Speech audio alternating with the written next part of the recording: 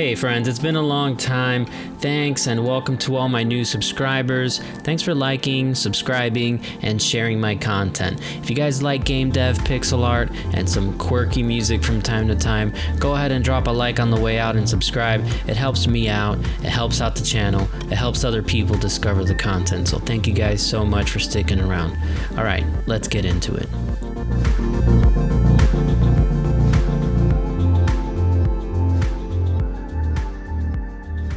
Alright guys, so I got my project loaded up here, and the first thing I'm gonna do is we're gonna create a script. Let's go in here and create a new script, and this will be save game. And so a quick disclaimer, a lot of the code I'm gonna be sharing with you guys today came from Sean Spalding. So he's amazing. Go check out his video on this topic. If you need some additional details or you want a deeper dive, check out the card that I put up on the video or the link in the description. His video is fantastic. It really helped me get started, but he didn't really go over the specifications on how to get this kind of save game mechanic integrated into your game, and that makes a lot of sense. Everybody's game is very different. So how you integrate the system is going to heavily depend on your particular setup. So it makes sense for him to omit that portion. But I'm going to go ahead and share with you how I've done it and some of the changes I've made to his code to get it to work for my project. Again, it's going to probably be different for you, but I'm hoping that some of my process will answer a lot of the questions I saw while I was doing my own research in different forums, on YouTube, Reddit. Everyone seems to have a lot of questions about integration, and some people just omit having a saving functionality because it's so complicated. So I'm hoping that my process will help you out. So we're going to start off with a save game script, and we'll start with a variable called save data, and this is going to be an array. This is already different than Sean Spalding because he uses objects. For me, I prefer using scripts for this kind of work because that makes it adds a level of flexibility where I can basically call this script from anywhere in the game, which means I can save at any point in the game without having to have an object loaded into memory. So I'm going to be accessing the game controller variables. I have a game controller that manages the majority of my game for me.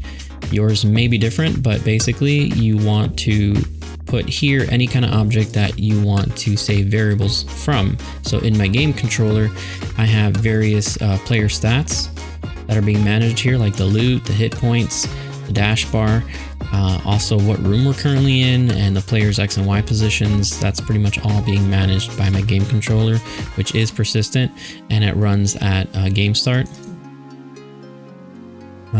And it manages like what room we're going into and whatnot. So this is just for debug purposes. But yeah, point is, this is where I'm organizing the majority of the variables that I need or prefer to save.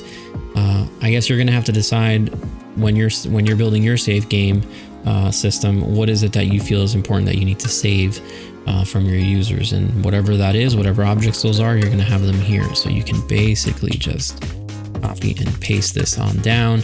You can put like your old player, you know, or if you have some kind of enemy, you could do, you know, your parent enemy here if you want to save information from those objects. But for the sake of the way I'm using it, I'm only really needing to access my game controller for this. We'll move this down one line just so it's easier to read, and then we'll do another variable. This is the actual data that I'm going to be saving now. We're going to go ahead and save the object name. We'll get the object index for that. Object get name. And all this is really doing is just getting that object name. It's obviously only going to be game controller, but in the event that I want to start saving other objects, I want to know what objects are being saved in my JSON file. So this kind of adds the object's name to that file, so it's just more legible for us as the developers if we want to go in there and look at anything. this is going to be the variable that I want to save, which is just the current room that I'm in, because for me, I mostly just want to track the gamer, the player's level. It's a level progression save system, so my game will save automatically upon the completion of a level, and that's pretty much all we need to track. So now we're going to push this data to our array.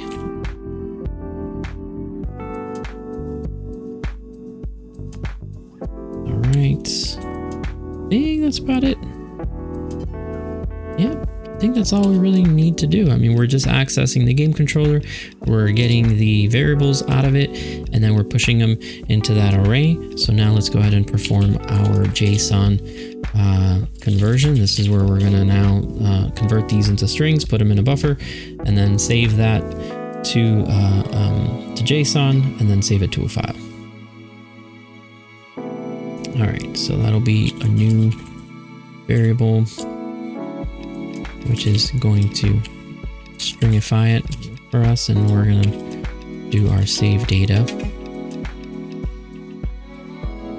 There. And then we are going to do a buffer.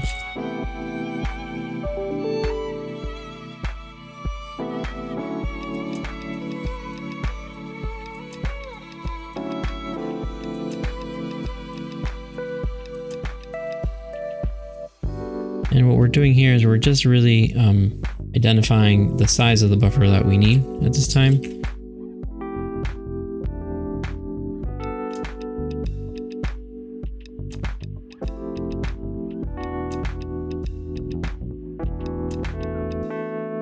And then we're going to write that.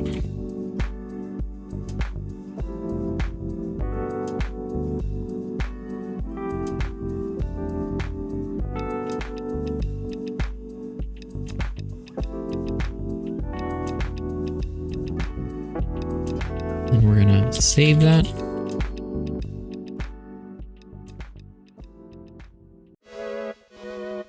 This is where you get to choose the save game file that you want. That's just going to be our file name, savegame.save. It's fine. You can name it anything you like. And then we can delete that buffer. We are now done using it. We can remove it. And I like to show a debug message here. It's not, this part's optional. It's not important, but I'm a sucker for console messages.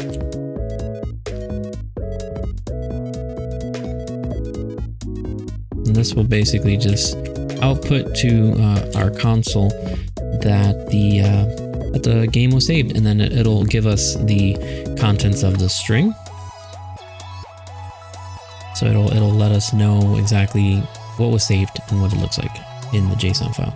So that's pretty much it. That's pretty much all we need right now to actually save a game. So now we get to choose where is it that we're going to perform this function. Where are we going to save our game? And this is going to depend on you and your particular use. But for me, I'm going to do it at the player create event. And that might be, yeah, some of you may have some opinions on that. But for me, it works fine doing it this way, primarily because at the beginning of every single level in my game, a player is created. Again, my game controller is managing all of the information about my player. I have a player intro that runs at every level create. We have an animation, really.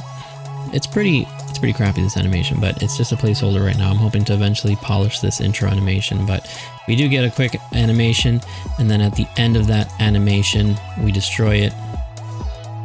And once it's destroyed, we shake the screen, we create the player, we play some sounds, and then we switch the camera to follow that player.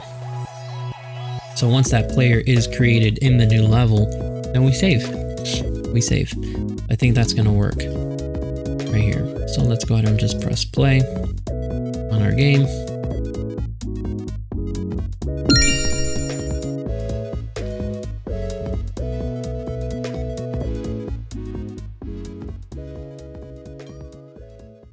All right, and we see here the game is running, And it says RM level 14. That's what room I'm in right now, and that's just during my debug phase. That's not going to be in the final game because it looks pretty terrible.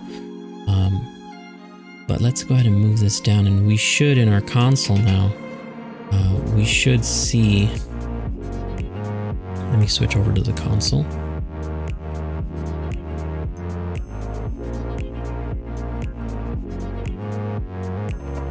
But we should see in our console down here, right here, we see that we have the game saved, and the object that we saved is coming from the object game controller, and what we saved is basically the current level that we're in, which is room level 14, because that's where the player was created and that's what's actually saved. So that's why I like having these debug messages pop in. So what we'll do is let's switch back to our game,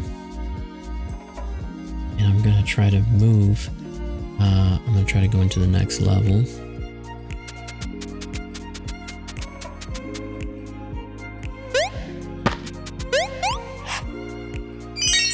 We get this artifact. Now that unlocks the shrine. I'm going to jump into it. Now we're in level 15. Well, now that we're in level 15, let's take a look at our console. And here we have another save game. So we see that progression's definitely been saved. OBJ, game controller, current level 15. So we definitely have, our system is now saving every time we switch levels, which is perfect, which is exactly what I wanted to happen. So now the next thing we have to do is loading. When is it that we load the game? Now here you could make a simple input key to just, press L for loading or something like that. I'm actually going to do it in my menu. So let me open up my menu. So I'm going to have a continue here in my menu, which I'm currently doing an enum for, and I'm not so sure that I'm going to do that moving forward. I think I might switch that out.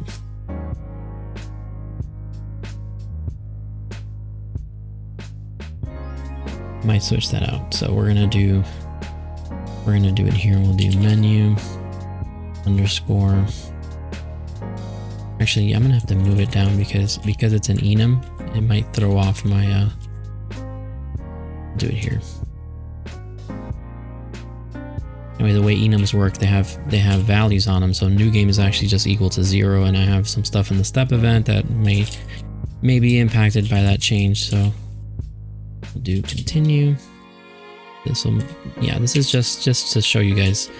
I might have to go in here and redo this menu at some point. We have continue. Right, that's where we would do it, and we'll go into our step event. Here, I guess, is where we could do it. We could do case menu dot continue.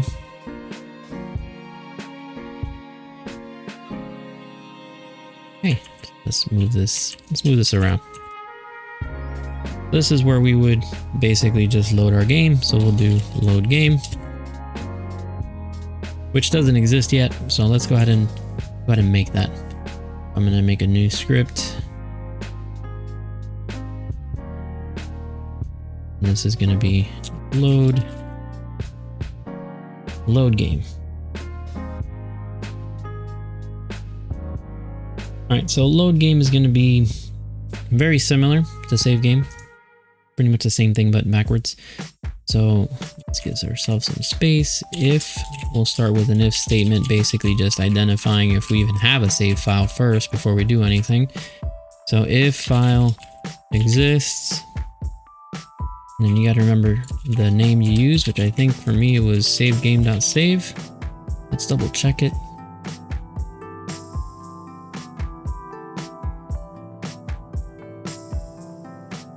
And it was savegame.save. All right, so savegame.save. So if that file exists, we're gonna start with our buffer again. we are going to load that buffer, which is going to be our save game.save file. Keep an eye on your typos on that. We'll do string. This is where we now read our buffer.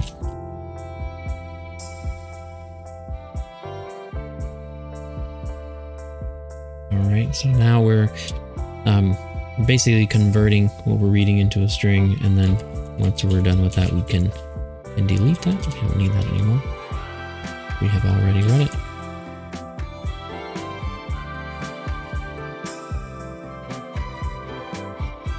And we're going to load JSON, we'll parse our string.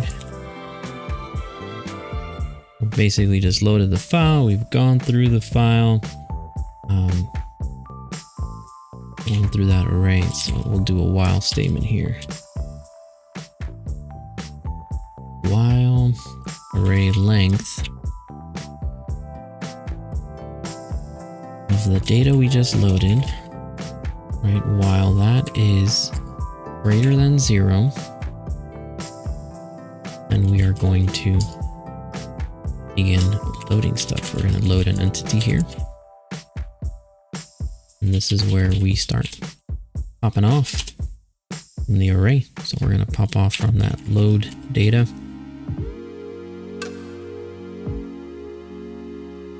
I'm going to do another with statement. This is going to be, we're going to temporarily, I suppose, create distance 0, 0 at the top left of our instances layer. Make sure you have an instances layer in your rooms. I do, as you can see on the top left over here, I have an instances layer, like a catch-all for all my objects. And then we're going to get index. We're going to get the load entity object. So essentially just loading the object that we found in our JSON file, basically. And now that we have loaded it, we have access to those variables. So let's go ahead and access our load room. That's it. Get index. This is what allows us, and this is primarily just for me for the room, because remember, this is a string. So the stuff that we're reading from this array is in the form of strings. And rooms in Gamemaker, you can't call a room by a string because the string actually is representing an index number, a resource number. So I can't just call room level 14 as a string. Room level 14 doesn't exist. Room level 14 is only it's a pointer. It's pointing to an actual index number. So what I'm doing here is I'm getting the index, right, of that string. So I'm kind of like working in reverse engineering it here a little bit. So we're going to access the index number of our load entity, which is the previous load entity is where we are getting our array data from, right? If that makes any sense. So load entity, and then we're going to load current level, because current level is in there. It's in there when we got it when we saved our game. And now what we want to do here is we just want to go to that room. So we're going to go to load room. We want to go there because we know load room now has an index associated to the string, which was RM level 14, or whatever room we were in at the time. So one of the things that we can do here is perhaps show another debug message for us that just says game loaded, just so that we know. Obviously, I mean, we will know it's been loaded, but it's always good to do that. And then we'll send the string over there, which should have information about what actually got loaded. So I think this looks finished. Let's go ahead and save this, and I believe in our menu we had already called it, so load game. All right, so let me go to my game controller, and let me make sure that I have a way to return to the menu. Okay, so I do. All right, so we can load our game. Let me launch it.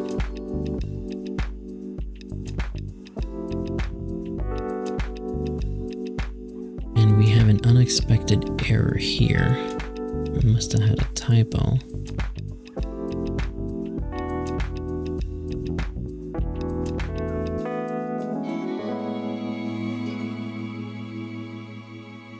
Oh, yes, I did. Did a comma. All right, let's try to load that again. That's all it takes. Comma.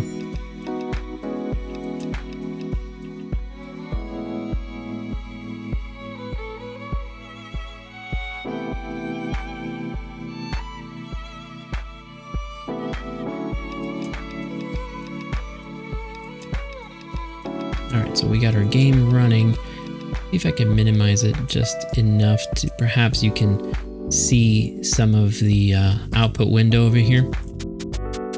Let's go ahead and go to try not to die.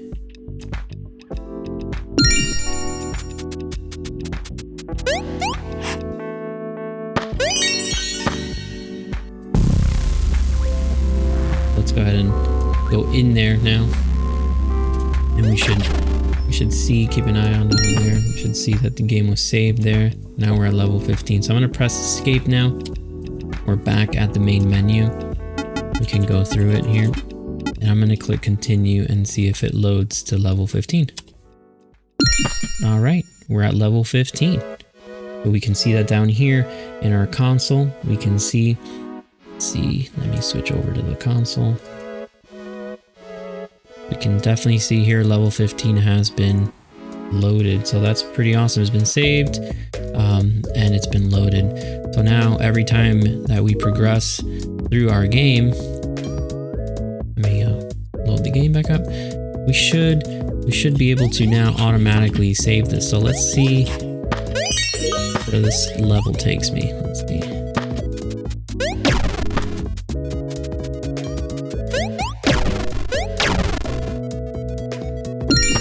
Alright, so now we're on level 16. So let's go ahead and go back to the main menu and let's see if it takes us to level 16. And we're here, level 16. Alright, so that's a real basic way to save and load your game via scripts. Again, thanks to Sean Spalding, man. Like a lot of his work helped me organize those scripts and really get that the majority of that code done. But what I wanted to share with you guys was how is it that you get that code and how do you use it? When do you call it? How do you put it in your game? You know, I hope this helps you organize your game a bit better and perhaps even start saving your progress, start saving your game.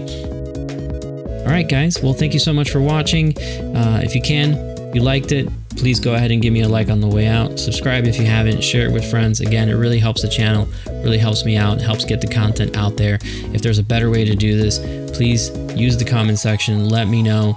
Let's organize ourselves and just be better game devs together. This is a great community. And if you have some knowledge in you you're willing to share, go ahead and drop it in the comments, make a video about it, share it, and let's all work together and make better games. All right, guys, I'll check you out on the next one. Thanks again for watching.